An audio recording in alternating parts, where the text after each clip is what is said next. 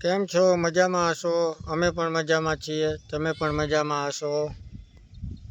મિત્રો, આજે અષાઢી બીજ એ હિન્દુ ધર્મમાં અત્યંત પવિત્ર અને મંગલકારી દિવસ માનવામાં આવે છે.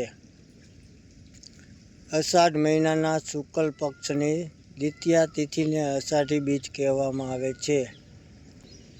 ભારતીય સંસ્કૃતિમાં આ દિવસ ધાર્મિક, સામાજિક અને કુદરતી દ્રષ્ટિએ ખૂબ જ મોટો મહિમા ધરાવે છે. આ દિવસે ઓડિશાના જગન્નાથપુરી તેમજ ગુજરાતના અમદાવાદ સહિત દેશભરમાં ભગવાન જગન્નાથ, ભાઈ બળભદ્ર અને બહેન સુભદ્રાની રથયાત્રા બિરાજીને નગરચર્ચાએ નીકળે છે.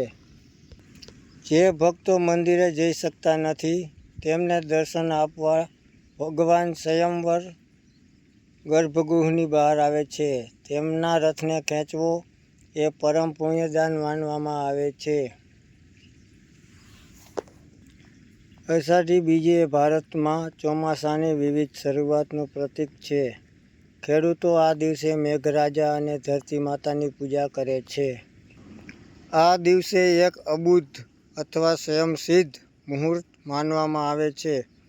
આ દિવસે કોઈપણ નવા કામની શરૂઆત, સોના ચાંદી કે વાહનની ખરીદી અથવા ગૃહ પ્રવેશ કરવો ખૂબ જ શુભ ફાયદા નીવડે છે.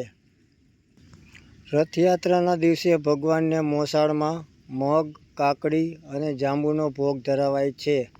ચોમાસાની ઋતુમાં મગ શરીર માટે ઠંડા અને શક્તિવર્ધક હોવાથી આ પ્રસાદનું હેલ્થ પ્રિસિઝ પણ મોટું છે.